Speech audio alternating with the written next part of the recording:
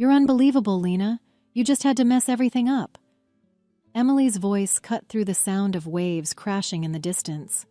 Her fork clattered onto her plate, and she crossed her arms dramatically, her glare fixed firmly on me.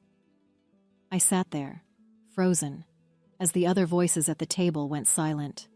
The tension hung thick in the air, wrapping itself around the room like a suffocating blanket. My dad sighed heavily. My mom's lips tightened into that thin line she always made when she was trying not to take sides but clearly had already picked one. I stared down at my plate, the shrimp scampi suddenly tasteless, my appetite completely erased by the familiar weight of their judgment. "My name is Lena Harper. I'm 35 years old, and for as long as I can remember, I've been the one to blame." Family drama? My fault. Dinner running late? My fault.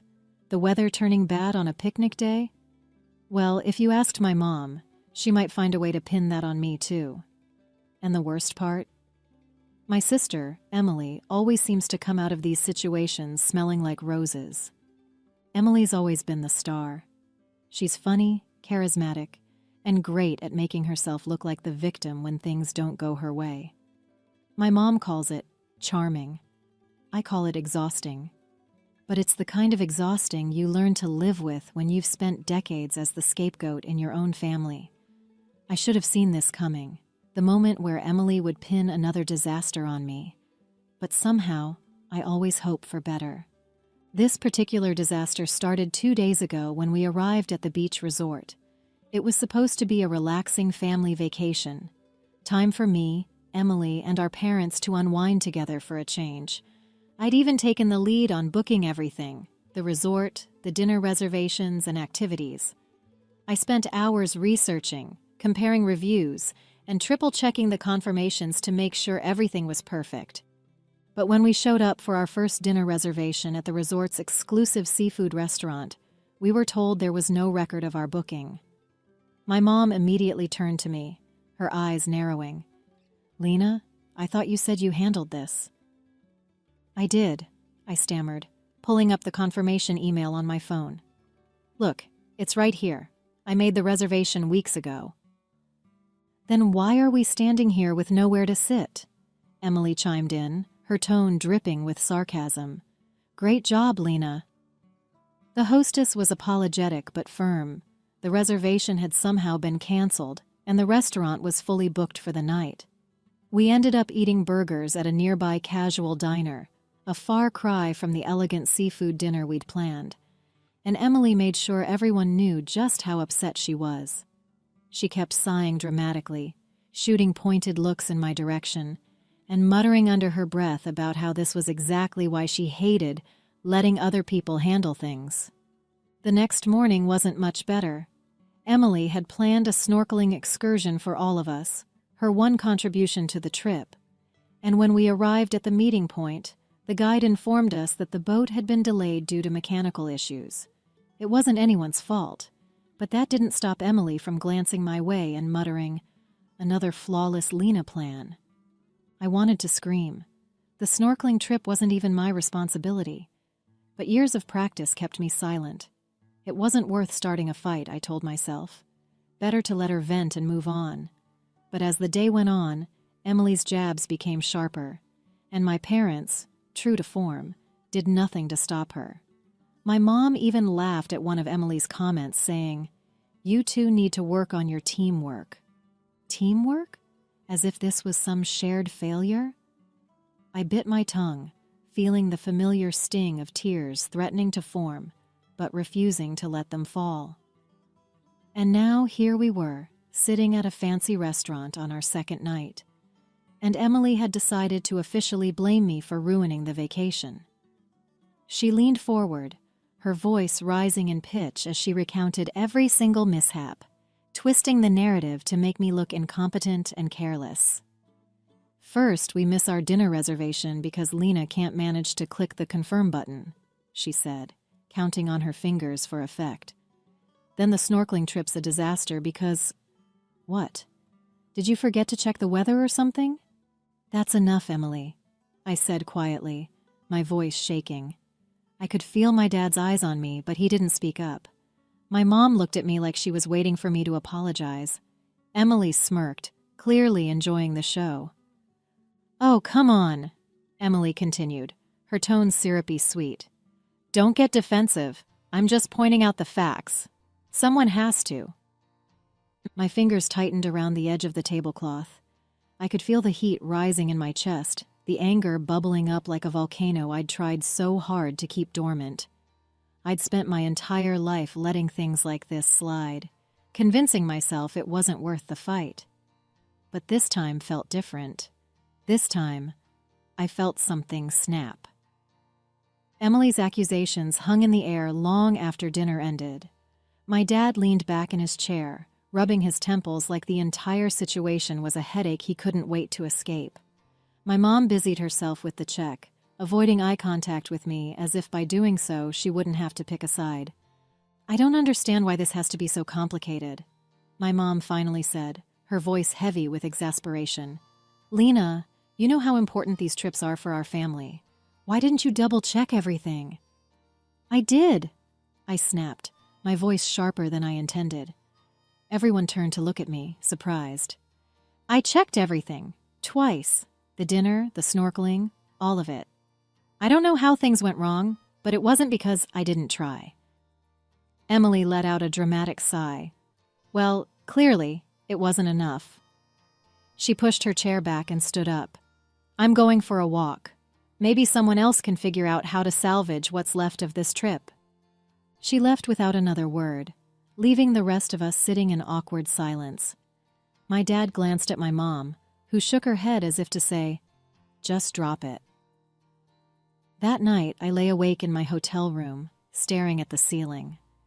The words Emily had thrown at me replayed in my mind like a broken record. "You just had to mess everything up. This is why we can't rely on you." It wasn't just her words that stung. It was the way my parents had let them hang there, unchallenged. My mom's thinly veiled criticism, my dad's passive silence. It was like they'd already decided I was guilty, even without proof. And why wouldn't they? This wasn't the first time Emily had turned the family against me, and it probably wouldn't be the last. I thought about calling my best friend, Lisa. She'd been my sounding board for years, always quick to remind me that I wasn't as alone or as unimportant as my family sometimes made me feel. But it was late, and I didn't want to bother her. Instead, I pulled out my phone and started scrolling through my messages. As I stared at the screen, something caught my eye, a text thread from Emily dated 2 weeks ago. "Hey Lena, can you check the snorkeling thing for me? I'm slammed with work and might have messed something up. Actually, I think I accidentally canceled the dinner reservation too. Can you fix it?" My heart stopped. I scrolled further, rereading every message she'd sent. The more I read, the clearer it became. Emily had been the one to screw up the plans. She'd admitted it outright, then conveniently forgotten to mention it when she started blaming me. Under so much stress, I had forgotten about those messages. The next morning, I couldn't focus on anything. Breakfast was a blur of strained small talk, my mom trying to smooth things over with cheerful comments about the weather, while Emily scrolled on her phone, ignoring everyone. I kept glancing at my dad, hoping he'd say something, anything, to acknowledge what had happened the night before. But he stayed quiet, sipping his coffee like nothing was wrong. I excused myself as soon as I could, heading down to the beach to clear my head. I texted Lisa, asking if she had time for a quick call. She called back almost immediately. "What's up?" she asked, her voice warm and familiar. "You okay?" "Not really," I admitted, my voice breaking slightly. "Emily's at it again. She blamed me for ruining the vacation, and my parents, they just went along with it. Like always." "Oh, for crying out loud," Lisa groaned. "What happened this time?" I told her everything. The dinner reservation, the snorkeling, the way Emily had twisted the story to make it seem like I was the problem. By the time I finished, I felt like I'd run a marathon. And you're just letting her get away with it? Lisa asked, her voice sharp. Lena, you can't keep doing this. You have to stand up for yourself. What's the point? I said bitterly. Even if I say something, they'll just take her side. They always do.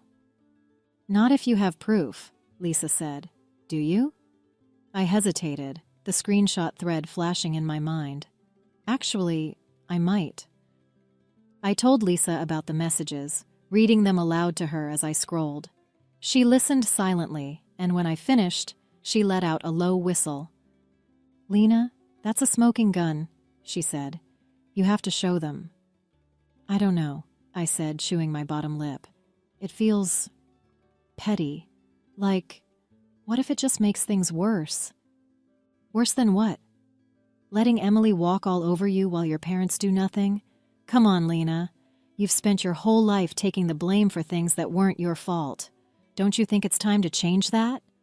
Her words hit me hard.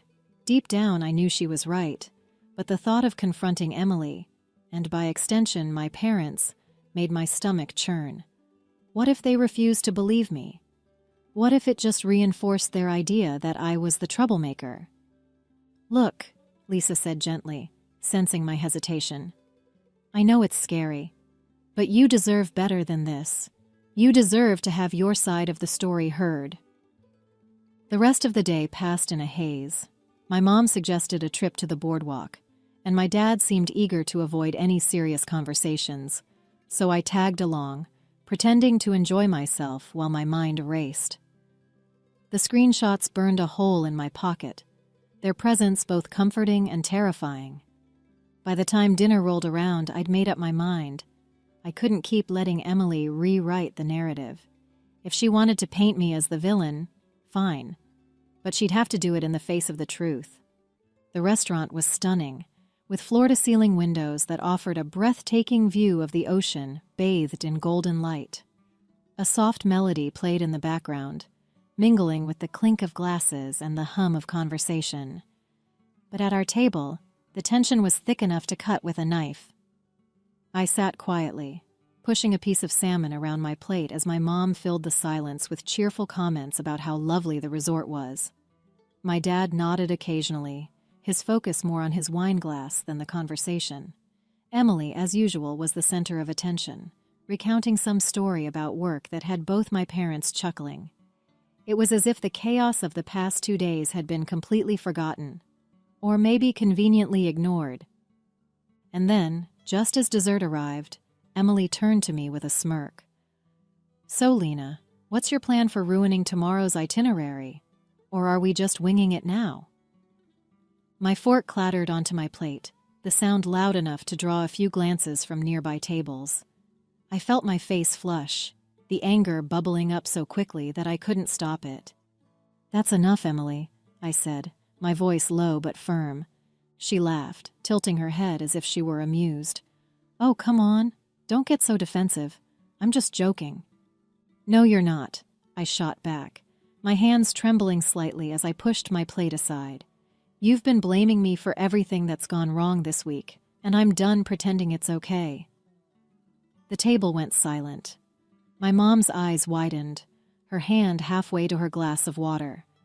My dad cleared his throat, looking uncomfortable. Emily leaned back in her chair, crossing her arms with a smug expression. Here we go, she said, rolling her eyes. Lena's playing the victim again. I took a deep breath, trying to steady my voice. I'm not playing the victim. I'm just telling the truth. And since you seem to have trouble with that, let me help you out. I pulled my phone from my bag, my heart pounding so hard I thought it might drown out the sound of my own voice.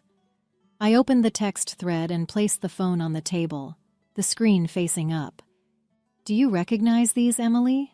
I asked, my voice sharper than I'd ever heard it. You sent me these 2 weeks ago, remember? Her smirk faltered for a moment, but she quickly recovered, reaching for the phone. What are you talking about? My mom leaned forward, squinting at the screen. What is this? It's the truth, I said, my voice steady now. Emily canceled the dinner reservation. She admitted it right here. I tapped the screen, scrolling up to highlight the messages. And the snorkeling trip? That wasn't my fault either. She asked me to fix her mistake, and when I couldn't, she decided to pin it on me instead. My dad's eyes narrowed as he reached for the phone, his face darkening as he read the messages. "Emily," he said slowly, "is this true?" Emily's face turned red, and for a moment she looked genuinely panicked. But then, like clockwork, she put on the wide-eyed, innocent look she always used to get out of trouble. "Dad, come on," she said, her voice trembling slightly. "You know how easy it is to misinterpret texts. I wasn't blaming Lena. I was just venting. It was all a misunderstanding." "Misunderstanding?" I repeated, my voice rising. "You've been blaming me all week, calling me incompetent, making me feel like everything that's gone wrong is my fault, and now you're saying it's a misunderstanding?" "Girls," my mom said, holding up her hands, "let's not turn this into a fight." "It's not a fight," I said, glaring at Emily. "It's the truth. For once, I'm not letting her rewrite the story to make herself look good." Emily's smile wavered as she looked at my dad, her voice softening. "I didn't mean to make things worse. I was stressed, okay?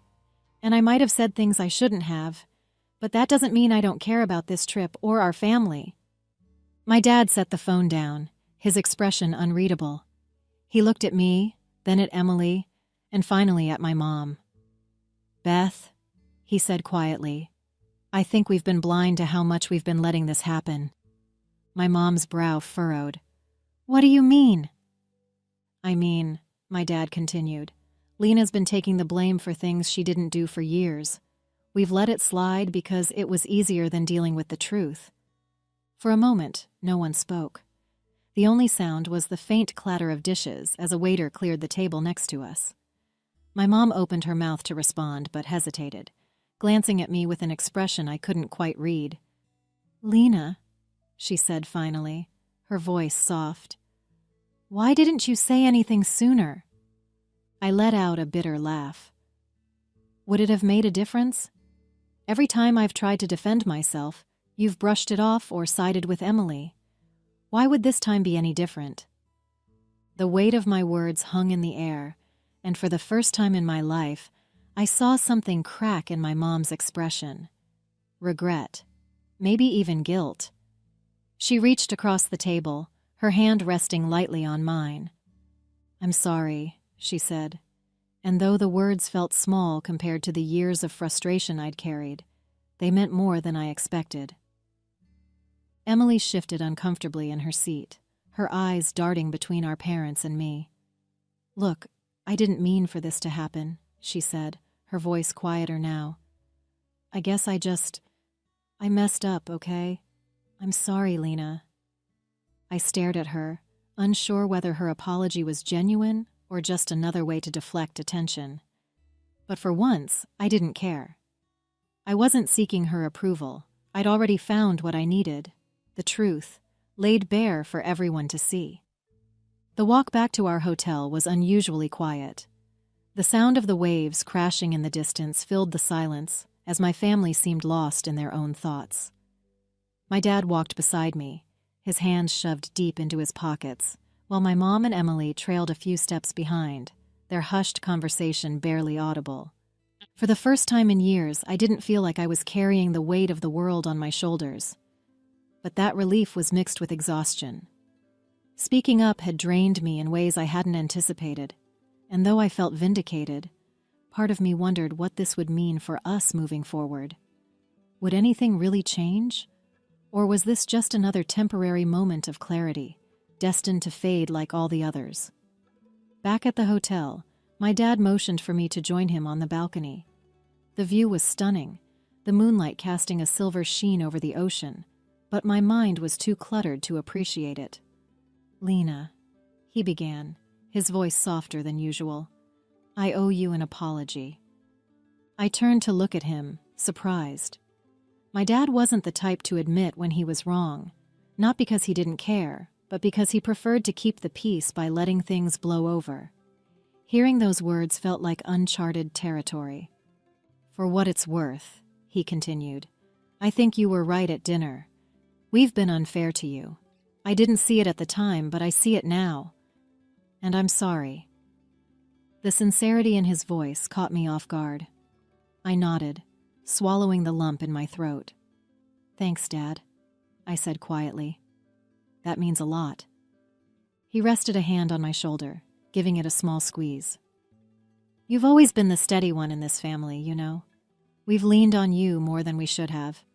I can't promise we'll get it right overnight, but I'll try." Later that evening, my mom came to my room, her expression hesitant. She lingered in the doorway for a moment before stepping inside. "I wanted to talk to you," she said, sitting down on the edge of the bed. "About tonight." I stayed silent, letting her gather her thoughts. She looked down at her hands, twisting a gold bracelet around her wrist. "Your dad's right," she said finally. "We haven't been fair to you. And I think deep down, I knew that.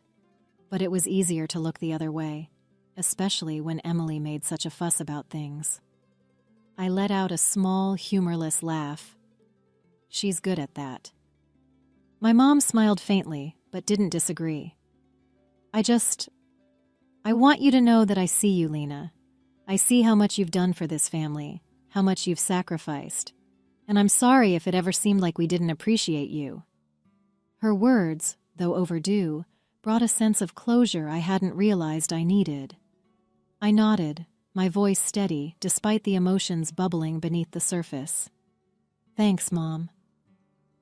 Emily didn't say much the next morning. She was unusually quiet at breakfast, keeping her eyes on her plate and her comments to herself. But as we were packing up to leave, she approached me in the hallway, her arms crossed tightly over her chest. "Hey," she said, her voice subdued. "About last night. I know I screwed up, and I'm sorry. I shouldn't have blamed you for everything." I studied her face, looking for the cracks in her usual armor. For once, she didn't seem defensive or smug, just tired. Maybe even a little ashamed. "It's not just about last night," I said carefully. "It's about a pattern, Emily. This keeps happening, and I'm not going to let it anymore." She nodded slowly, her eyes dropping to the floor. "I get it. I'll try to do better." It wasn't the sweeping apology I'd dreamed of, but it was a start. And for now, that was enough. The weeks after the vacation felt different. Subtle, but different. Emily sent me a few texts, small updates about her day or a funny meme, like she was testing the waters. My parents called more often too, asking about my work and genuinely listening when I talked about my projects. It wasn't a complete transformation. Old habits don't disappear overnight, but it felt like the start of something better. And for the first time, I didn't feel like the one holding everything together. They were meeting me halfway, and that was enough. But the biggest change wasn't in them. It was in me. Speaking up during that dinner had been terrifying, but it had also been freeing. I realized how much power I'd been giving them by staying silent, by letting myself carry the blame just to keep the peace. That night, I made a decision. I wasn't going to do it anymore. At work, the change was even more noticeable. I started saying no to tasks that weren't mine to take on, pushing back when my ideas were overlooked in meetings, and celebrating my wins instead of downplaying them. It was small things, really. Correcting a colleague when they misattributed my work or taking credit for a project I led. But those small things added up. My boss noticed. My team noticed. And eventually I noticed too. Lisa, of course, was my biggest cheerleader. Over lunch one day, she raised her glass of iced tea dramatically. "To the new Lena," she said, grinning. "A badass who doesn't take anyone's crap." I laughed, clinking my glass with hers.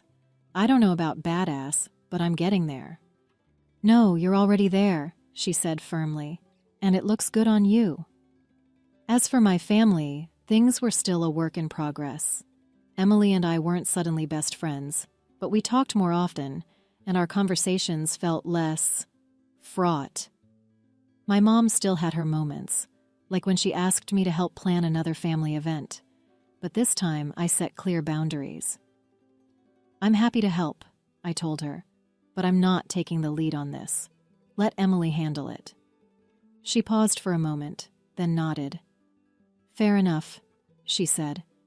And just like that, a weight I hadn't even realized I was carrying lifted from my shoulders.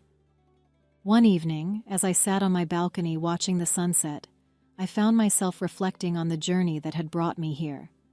The girl who had once bitten her tongue and let others dictate her story felt like a stranger now. I wasn't that person anymore. I was someone who spoke up, someone who set boundaries, someone who knew her worth. And the best part? I didn't need anyone else to validate that worth. Not Emily, not my parents, not anyone. For the first time in a long time, I felt at peace. Not because everything had changed, but because I was the one who changed. Hey there! Did you like the story? If you did, don't forget to hit the like button and subscribe to the channel. It helps us a lot and makes sure you won't miss out on more great stories we share here. Thank you for watching, and we'll see you in the next one.